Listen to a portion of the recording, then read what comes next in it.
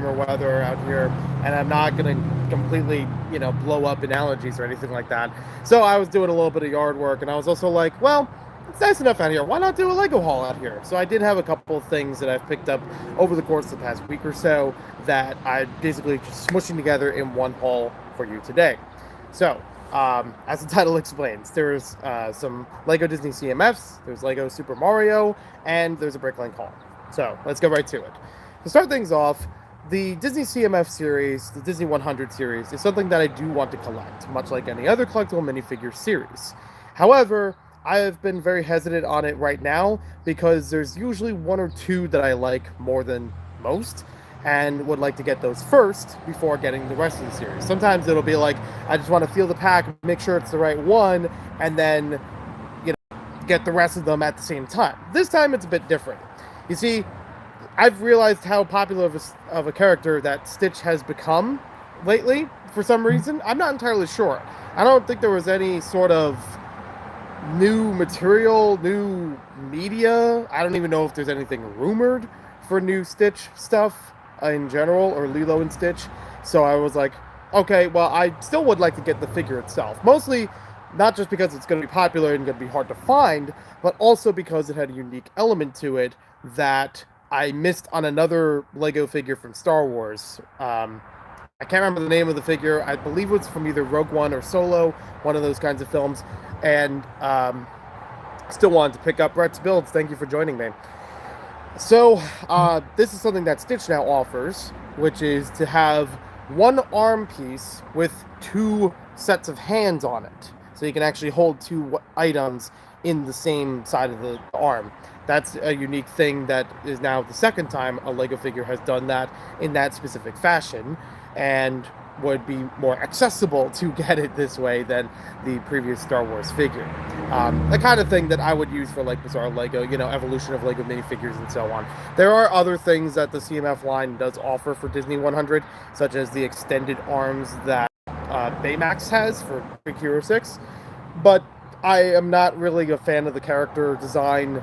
The way they built the minifigure I felt was a little bit awkward. So I've been hesitant on picking that one up right away. I've also learned that there was a Chase minifigure for every box of Disney 100, which can make about 2 sets of figures. You can only really make one true set out of it, because Sorcerer Mickey from Fantasia, 1 per box. So I've been told. That's what I've learned from other people's reviews and distribution, analysis and things like that. Kind of a bummer. So those were like the top 2 figures. I was like, okay, if I have to get a few of these right away, it's going to be Stitch and it's going to be Sorcerer Mickey, and then work on the rest of the later because they'll be more regularly available. That's not a big deal. Took me a while. I have actually been trying to search through Disney 100 boxes for pretty much all of May, or like especially the beginning of May. I went through multiple stores with a friend and could not find Stitch in any of those boxes. They've already been pilfered through. I believe Sorcerer Mickey was pretty much the same way. I don't think we were able to find him right away. And then sometime later, my friend, who's still, been going out and about, was able to find not only a Stitch for himself, but also one for me. So he was like, hey, I have this for you. If you want it, we'll meet up sometime later and get that. So I'm like, great, that's awesome.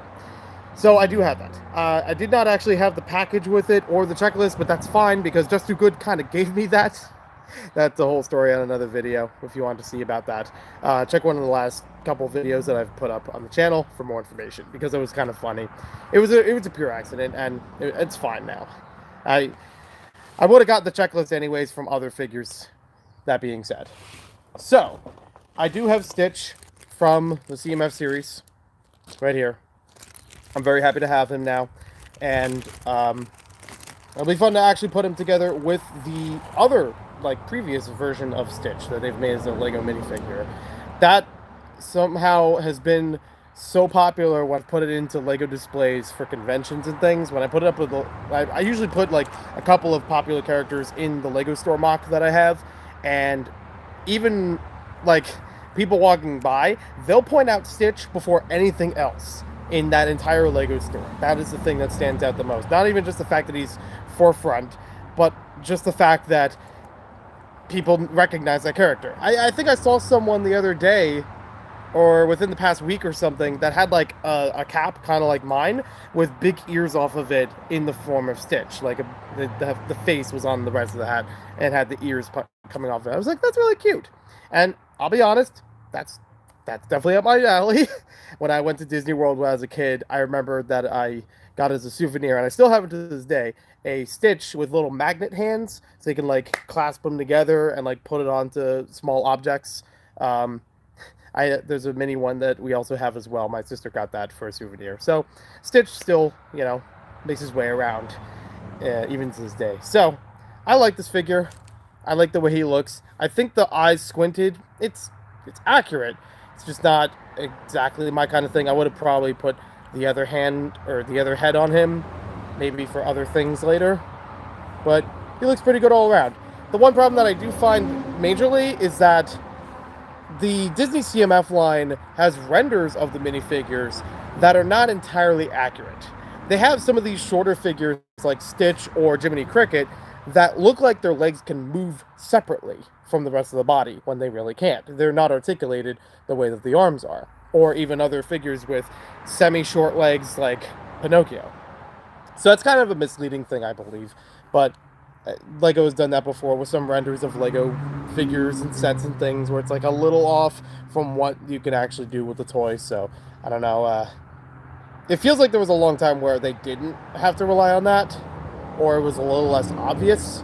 But yeah, there's what I mean about the two arms. So it's sticking into one arm socket, but it has two separate hands, so you can hold things on it. If you needed to, you could put both blasters on one side, like so. That's very, very cool. So I do like that. I also, just as a toy, I like this as just like a little sort of accidental play feature of it. By having the two arms back like this, it almost makes like a pushing area, you could almost put like a lever on it or make it as a way of pushing the arms up. That's not what I meant. I swear, I've rehearsed this. I have not done it like that ever before. That's not what I meant. That was incredible on its own. So what I mean is by pushing up the hands, pushes those up like he's ready to fight. So I like that.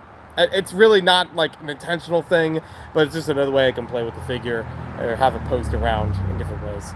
So I do like the way it looks.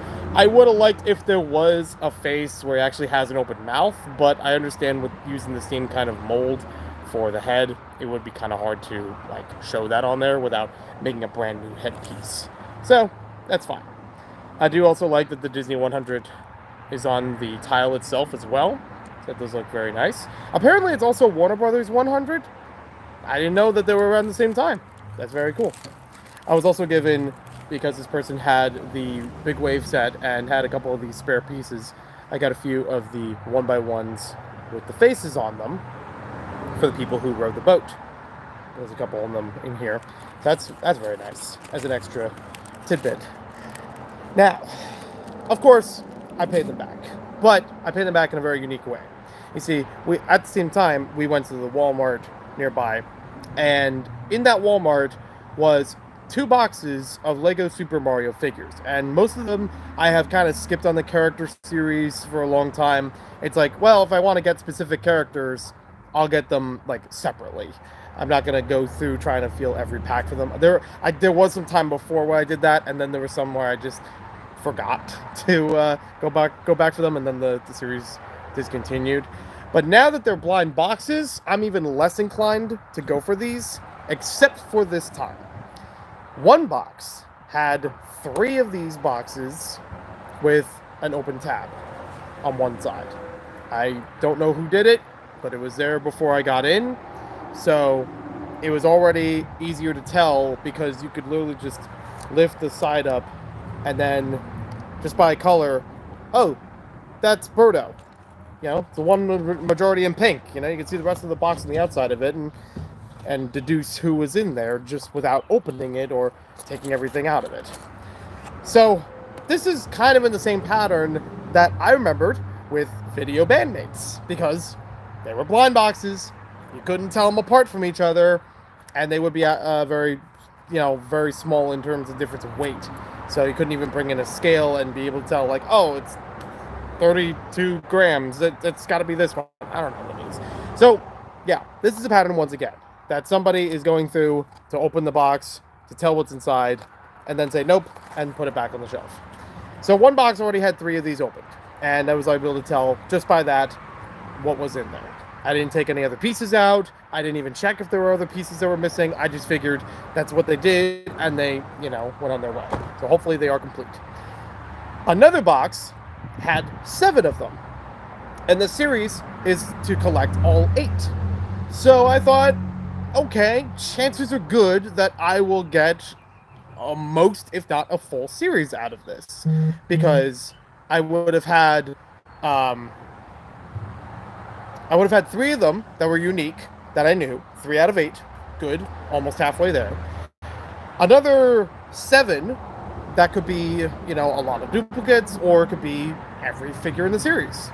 And there's not a lot of these boxes inside of a regular box, so it can't be like too many duplicates, right? So I took my chance with it. I picked up the other 7. I had 10 total, and luckily I was able to get like 7 out of 8 of them correct. So there was only 1 from the series that I am still looking for, and there are a couple of duplicates, but it's not a big deal. So the only one I'm missing right now is this guy right here. I don't know what his name is. I don't actually remember a lot of the Mario character names, especially for the enemies like that. But this is not a big deal for me because I technically already have this figure from one of the established sets. Like, there was it was either the Chain Chomp set or another one like that where it has a purple platform to it that includes this character. So essentially, I already have this, and no big deal. The only thing that would be different is that I don't have all the other pieces to make up the backdrop. So, I don't know. If I knew somebody who had a spare one of those, I could arrange a trade with the duplicates that I have here. So, it's not a bad thing. I don't feel like I wasted too much money on the duplicates that I got, because I actually got some really good duplicates. Basically, I had a second Birdo, and I had 2 additional green toads. Now, one of those green in trading for Stitch, so I don't have them right here, but I did obtain one. I just wanted to make note of that. I did obtain one when picking up these boxes. So, to go through these again in order, and I will build these sometime later. We've got Birdo, which is the one I wanted the most from the series. These have actually all already been opened. I just have to reopen them. We've got a green toad. The headpiece is on the other side of it. I had to open it up and be sure about that, because I think one side was open the other way, and it was like, oh. We've got, I don't know all the names, so once again, this is the bloopers. That I know. And I'm always happy to see more bloopers. I think I did actually have like 1 or 2 duplicates of them in the initial wave of Super Mario. This is the second Birdo. Put that over here to tell them apart.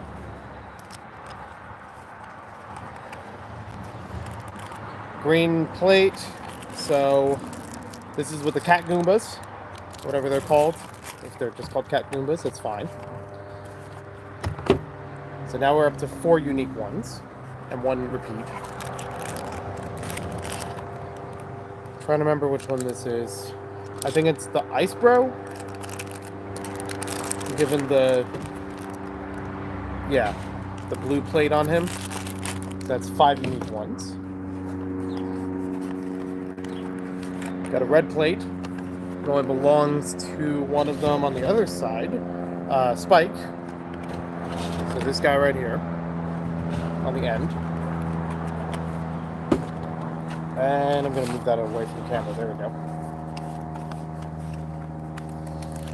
We've got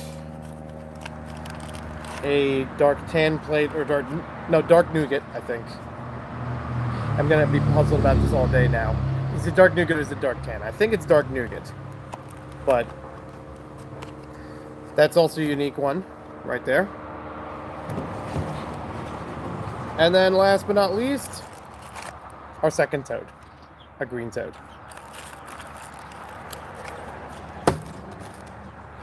So yeah, I have 1, 2, 3, 4, 5, 6, 7 that are unique. So it almost completes the entire series. And then 2 of them that are repeats. But having a repeat of Toad, not a big deal. You can always put more Toads around, even if they're the same color. And a second of Birdo, it's kind of weird though. I never really thought about it before, but I actually thought about it recently. Birdo pretty much only exists as one of its species. It's never, I don't know if there's ever been a game that's established that there are just that there's just an existence of Birdos all over the place, like the way that there are Yoshis. So I'm not really sure if there is, canonically, if you may, more than one Birdo in the Mario world, but I can't see why there wouldn't be. Super Mario Brothers 2, you fight it as like the mid-boss several times, so it could stand to reason there's more than one Birdo, right? MatPat, where are you? Get on that. What happened to the Birdo species? It's gonna be some clickbaited thumbnail. It'll be like, Birdo's going extinct! And then we have the Bricklink Hall. So, moving on from there. Bricklink Hall, this was for the same person who was able to find the Stitch for me. They were looking for the hub for Lego Boost, which they were able to pick up the set for like $20, but it didn't have the actual hub unit.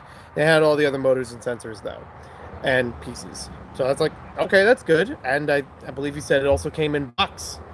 So the Boost hub probably would have been like separately packaged or not in a package with the other parts. So, stands to reason that would be missing. But luckily, at my Bricklink store, the Bricklink store I work at, that I've talked about for almost a year now, Megan's Bricks, they had a Boost hub available, so I was able to order it through their store. I would get reimbursed by my friend and get it to him. So he has a complete copy now of Lego Boost. He also asked for a couple of other parts to help with building a UCS Millennium Falcon, which he got used and was missing some parts. And luckily, some of them were in the store because they were in other sets. And I was lucky to find them within the same week. So I got those to him as well. He reimbursed. All good there. But I also picked up a few things for myself in the meantime, because of just working it out with the order and everything. So I got some things that I could use for my own collection. Little small things, because I'm doing a whole lot with the Lego room. That's another reason why I don't want to do it in the Lego room right now. Instead of, out here. There's a lot of things I'm moving around the Lego room, so not really fully ready for that just yet. And basically, I wanted to add a few more things on to what I'm working on. So with Lego Life on Mars, I couldn't actually check for sure if I had the instructions for the alien encounter. If I remember correctly, when I built it last year at Brickfest Philly, Brickfest Philly. If I remember correctly, when I was building it there, I just kind of freeballed it. I didn't have instructions to go off of, and I just kind of assumed from the parts how to put it together without actually following steps. And it was correct. I did verify it later that it was the right way of building it, maybe a little bit changed here and there. So, just to be sure about it, and since the store already had them already, I got the paper instructions for the alien encounter. This is a Quaker Oats promotion from back in the day with Life on Mars in 2001. Neat little set. It's got, on one side, it's got a hovercraft. On the other side, it's got the little rover. Like, that's a rover you could probably build out of, like, both of these, you could probably build most of it out of parts nowadays. Give or take a little bit of tweaking. And wouldn't be out of place. I think that rover would look perfectly fine in a modern setting. So, eventually, we'll do Life on Mars stuff. And now that's one more thing to feel more complete with it. There's a few other things I still got to go through, especially with like the smaller box packs. I don't have all those built yet, or rebuilt, I should say. I did own those as a kid. Second thing that is available in the store, I could always use another tent piece, and having one in a different color, because I don't think I have the Friends version of some of the tents. That just kind of missed out on them. There were a couple of packs available for them, like Lego Store accessory packs that sometimes had these with it, and I just didn't pick those up at the time. So I was like, okay, well, yeah, I'll get it afterwards. I have parts in order to build the rest of the tent itself, or just make a new version myself. But I do like these 10 pieces for not only the beach area of my beach town, my Lego beach town, Studside Heights, but also for the eventual campgrounds. Like, so it's like you could have tenting on the beach and tenting in the wilderness. So that will be fun when I get more in line with that. And obviously I'll post about it when it is ready to go. No minute sooner. And then last but not least, Bionicle Mask. This is a Krana that I don't already have. There's not too many Krana I have left to collect. This was the last one I needed for tan. There's a couple of them that I need for black, and I'd have to check if there are any other colors, but this one was available in the store. I knew I needed to get this, so I was like, yeah, let's add that into the order. For some reason, the Krana wall is the one I want to complete the most, for some reason. Some, like, further attachment to it, I guess, from when I was a kid, that I was more used to playing around with them, or just those figures in general. I still enjoy the Borak. I believe they're one of the best things out of Bionicle in terms of a playable, buildable set, even if they are clone sets for 12 versions. But still, like, fundamentally, they get the job done. They do a lot. And in story, they're pretty interesting too. So, there we have it. I have some Bricklink parts. I have Stitch, and I'll work on getting the Sorcerer Mickey from Fantasia sometime later, as well as the rest of Disney 100. And we got a whole bunch of Lego Mario packs that I took a chance, and it luckily paid off, as far as them being blind boxes. I would not take a risk like that all the time. I would not take a risk like that with every series, or, you know, this one at least I have almost the entire series, so that's okay by me. Other ones, I would probably just go through Bricklink or eBay or somewhere else where it's like already opened up and go through them. At least with Disney CMFs for now, or Lego CMFs in general, I should say for now, they're still bags. You can still tell by the texture on, you know, the outside of the bag without opening it up, without any tampering or vandalism. You can tell what's in there. And I know not everybody has that luxury, so I'm glad when I can have that opportunity. I think of some places where they actually have them like in plastic cases, or, you know, as we've seen before, Video Bandmates had them as a blind box. Video Series 2, I do not have everybody in it. I think I have everybody in Video Series 1 though, and I would like to get other characters from Video Series 2 because, and I will reiterate this again, I like the concepts of Video. I like the actual variety and diversity of the toys. There are some things that are hindered, but for the most part, pretty nice. It's the app pushing capabilities that really I do not agree with. Funny enough, I can actually still find Video in stores. At one Barnes & Noble that I know of still has the DJ Disco, whatever it's called, limousine, like the full set. So if I wanted to buy that at the retail price of, what, $30, I still could. Even though it's technically discontinued. Last I remember, they've had 2 copies, and those copies have sat around for several months to almost a year now. I don't remember if Target still carries them. Sometimes they have the beat boxes, but I have them already. Doesn't do me much. And they're still at $20. Not great. So anyways, thanks for watching. Hope you guys enjoyed. I will get back to more Lego stuff. I don't know when the next Lego post is going to be, when the next Lego live stream is going to be. I'm just kind of doing what I do whenever I can do it. Got other things I need to do first. So, thanks for joining, and I'll talk to you later.